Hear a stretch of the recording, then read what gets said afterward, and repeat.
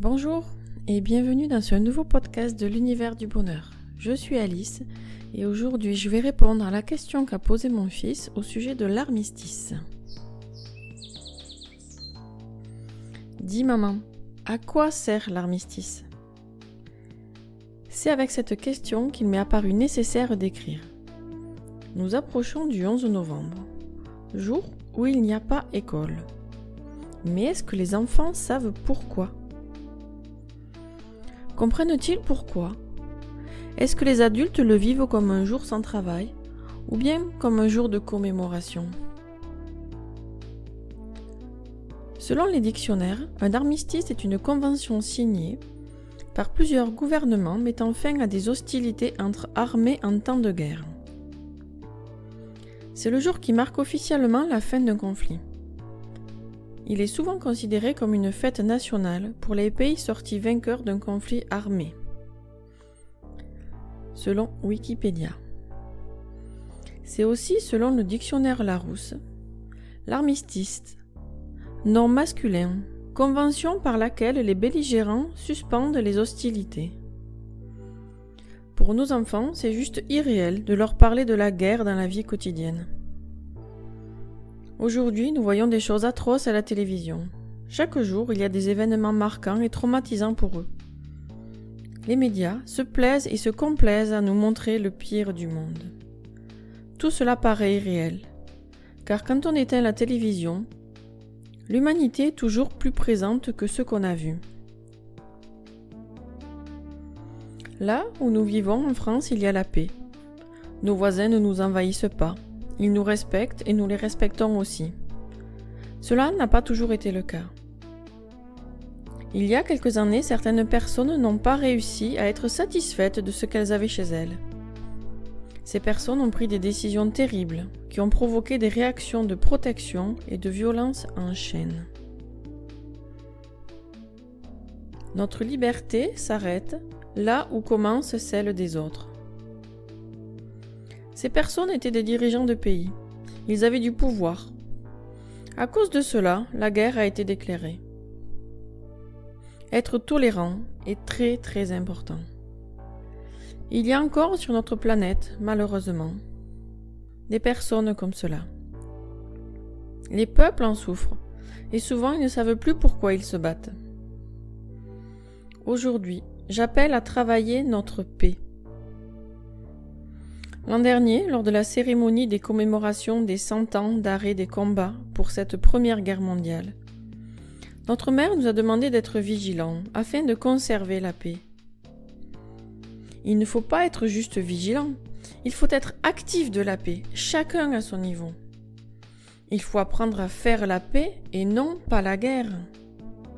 Et ce, depuis le plus jeune âge. Il faut faire comprendre à nos enfants qu'il est primordial de s'écouter.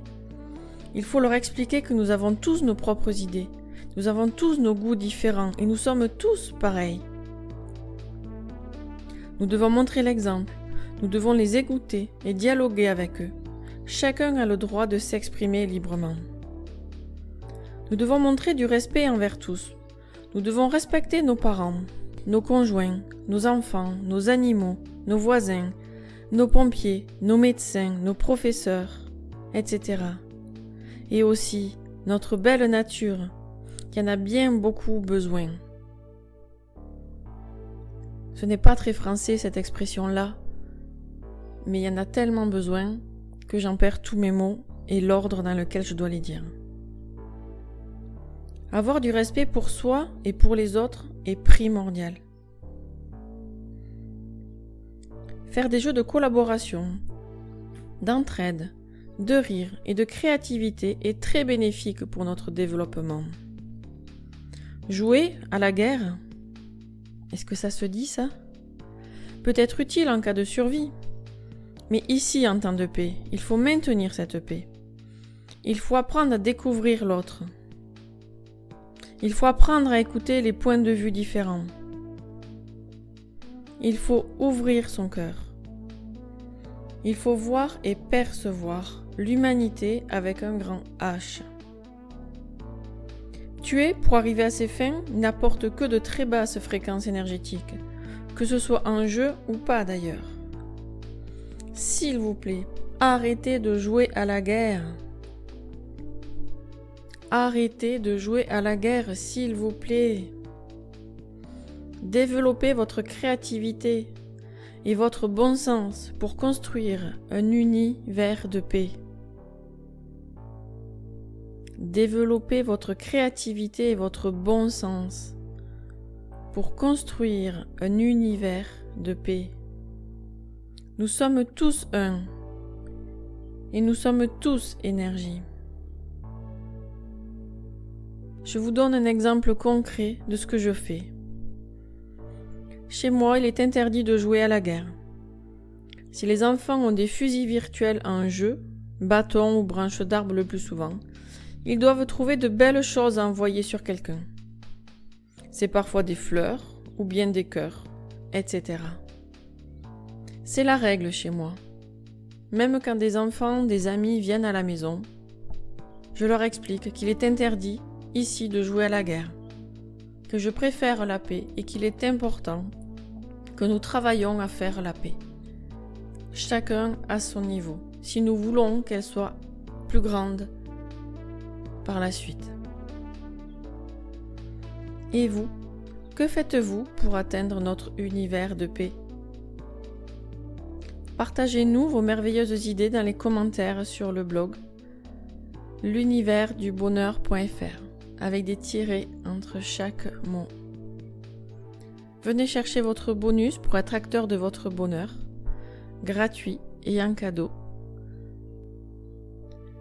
À bientôt, diffusez ces bonnes ondes et je suis très curieuse de savoir ce que vous faites de votre côté pour travailler notre paix. Merci et à bientôt. C'était Alice du blog l'universdubonheur.fr.